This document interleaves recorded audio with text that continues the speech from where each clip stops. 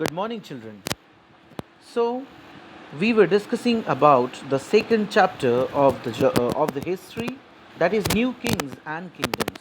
In this chapter, we have started to discuss about the different dynasties of the Indian subcontinent of the medieval period. We have seen that how new dynasties have emerged in the Indian subcontinent,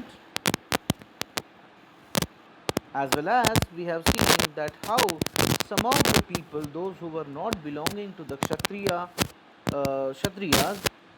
even they also became the rulers. For example, the Brahmanas were the priest, or their real profession was to pray, but they give up their traditional profession and they started to become ruler, and they performed various kind of sacrifices like Hiranyagarbha and all that. With the help of this, they became Kshatriyas and started to rule. After that, we have seen that how the administration in the kingdom was taken place, and which kind of officers were there in the administration. That also we have discussed in this period, as well as we have understood about the prashastis and land grants. Prashastis are kind of the praise of the kings or the ruler, and these prashastis were recorded on the copper plates. Prashastis were recorded onto the copper plates. These all the things we have seen in this chapter. After this, we have also started to discuss about the warfare for wealth. In this warfare, we have seen that three different rulers from the three different dynasties were fighting continuously for the Kannauj region, and therefore this uh, warfare of three different dynasties was called as the tripartite struggle. So, at last we have discussed about the Cholas. So, some remaining part of the Chola now we are going to understand in this chapter. In the last period, we have seen that how the Chola rulers have set their rules in the southern part of the country, and in this way, we have also seen that from Uraiyar to Thanjavur, the Chola rulers have extended their rule. Today we are going to see the further part of the Chola dynasty. Today we are going to understand about the splendid temples and bronze sculptures.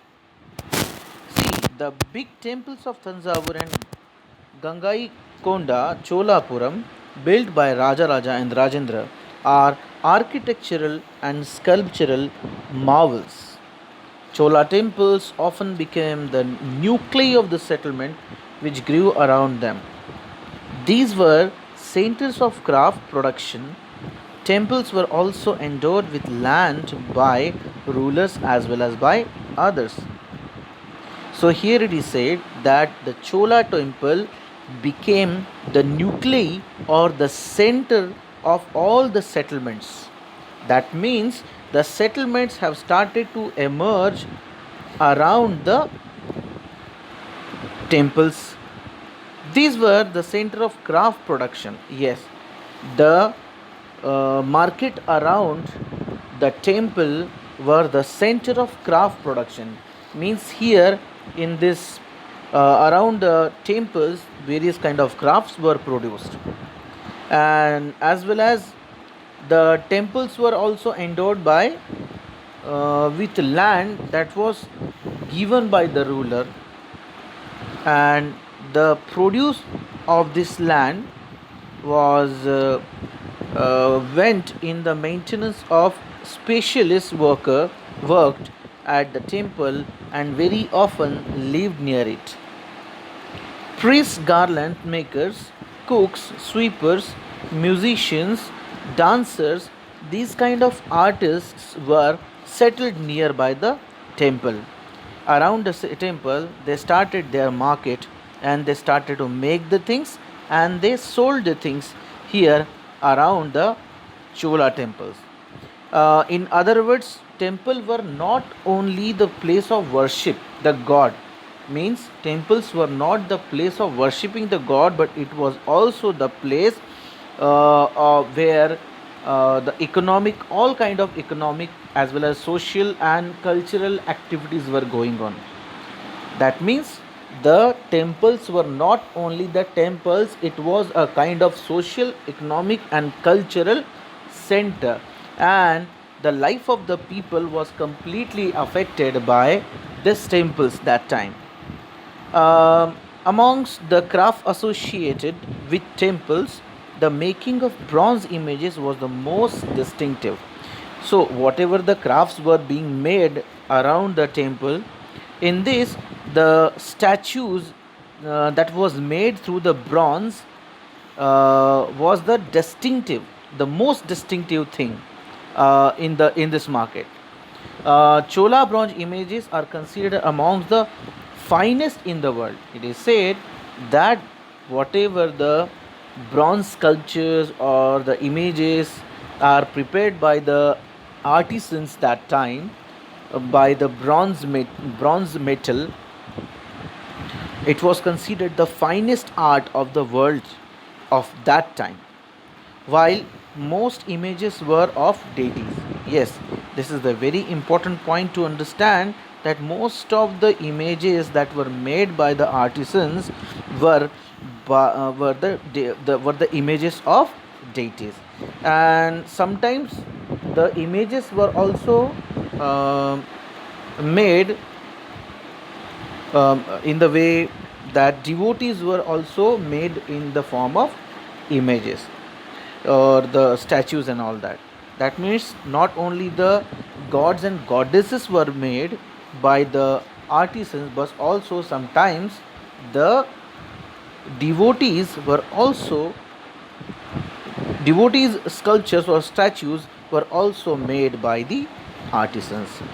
Now we are going to see the another point, that is the agriculture in and irrigation in the Chola dynasty. So as we know all that there are many achievements of the Cholas were made possible through new development in the agriculture. Yes, most of the developments that were done or taken by or achieved by the Cholas were through the agricultural development. Now, if you will see the map 2, if you will see the map 2 here, you will notice that how several small channels before emptying into the Bay of Bengal, the Kaveri River is having various distributaries around it. Means before getting into the ocean or the sea, the Kaveri is getting fragmented into number of channels. This channel overflow frequently. Overflow means what? Many times these channels of the river are getting flooded, and as it is getting flooded, it was depositing the fertile soil in on their banks.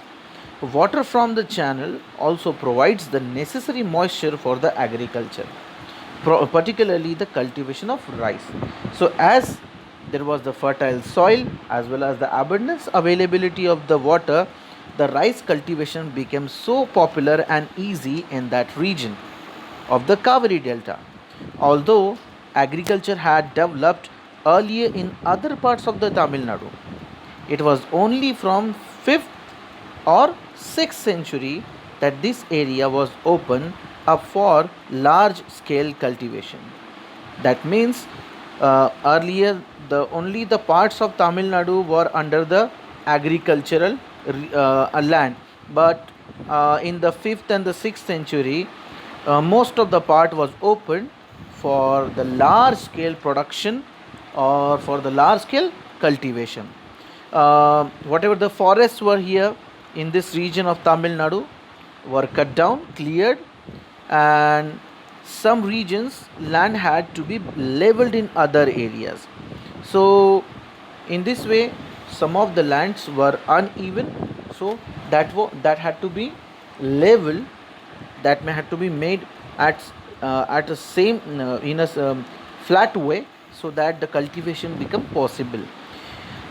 In the region, embankment had to be built to prevent flooding, and canals had to be constructed. Yes, so it is very important to understand that as most of the most of the channels of the Kaveri river were getting flooded, so to stop or control these floods, the canals and bridges, as well as this kind of things, even the dams and all that, were built over these channels of the river.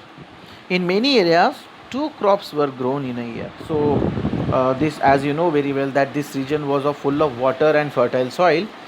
In one agricultural year, the two crops were taken.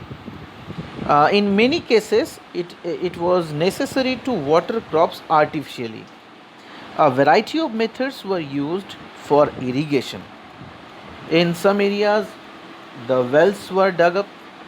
In other places, large, huge tanks were constructed to collect and deposit the water, especially the rainwater. And one thing is there that is very important to remember is that the irrigation works require planning. Without planning, the irrigation work could not be organized. So for irrigation, for the planning of the irrigation, the well planned organization was very important. And in this organization, labor and resources, maintaining these works, and as deciding on how water is to be shared. So most of the new rulers, as well as people living in the villages, took an active interest in these activities. So for irrigating the lands, most of the people, not only the rulers but as well as the people, those who were living in the villages, took active interest in the activities of construction of the dams, canals, as well as the construction of the reservoirs and all that, for depositing the water and irrigating the water to the different areas of the region. So in this way, the agricultural activities were going on. The next point is the administration of the empire. This point we are going to understand in the next period. I hope that you would have understood most of the things that I have explained in this class. Thank you very much, children.